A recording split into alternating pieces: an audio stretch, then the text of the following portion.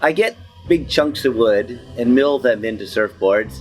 The sound of actually shaping the wood, because you can hear a good cut as you feel it. It's like a symphony as you peel the wood off with your hand tools. And there's so much to the character of every piece of wood.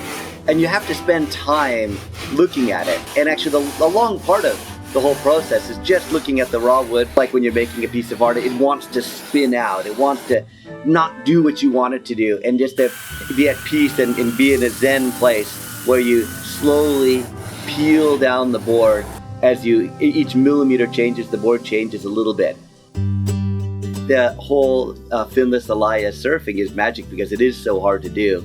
And when you do it well, you have this enormous sense of pride, and you know that everybody knows that they can't do it. There's a certain feeling that wood has when you're surfing, and it's just undeniable. The speed is so quick. It's just difficult but fast, and it just seems like you're more in touch with the energy of the ocean. Where when you're on a foam board, it seems as though you're more skateboarding on top of the wave. When you're riding an Alaia, you are part of the wave, and it's exhilarating. Surfing, to me, is ohana, and coming from ancient Hawaii, ohana means family, and surfing is a family, and I practice that. Surfing isn't just catching waves. Surfing is an entire lifestyle and a group of friends. The respect for dropping everything and going surfing when the surfing is good, because that's the most valuable thing in your life, is going surfing when the surf's good. Like, that's it. What a great lifestyle.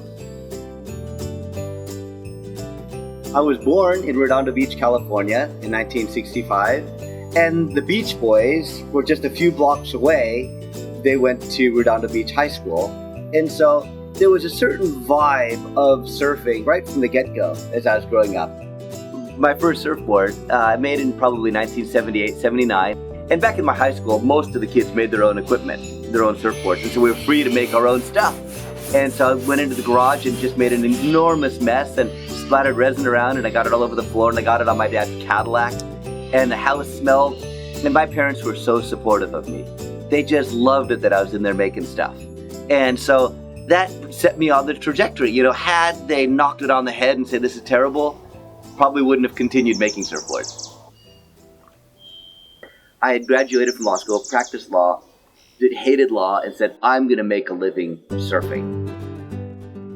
Money, your job, your status is not important as surfing, in that it creates who you are, probably more than any of those other things do.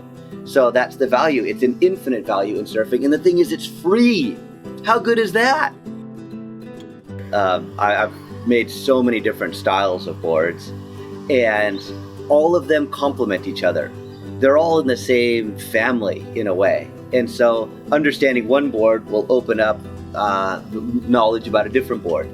And so that's what we do here best, is go from little tiny belly boards to 20-foot long boards and everything in between. And I think that overall we're definitely marching forward and progressing the ideas. Having a green surfboard really fits in with the ethos of surfing. And I've eliminated the need for the toxics. So you could make these boards in your garage, and so that you could be that surfboard artisan, go through the mental gymnastics of making your own boards and using your hands and having an idea and turning it into something, a functional piece of art. And so an artisan will look at a mistake and say, well, that may be a mistake, it might not be a mistake. Maybe this is an opportunity to learn something. And so, yeah, it's almost done like you advance through mutations and occasionally one of them works good.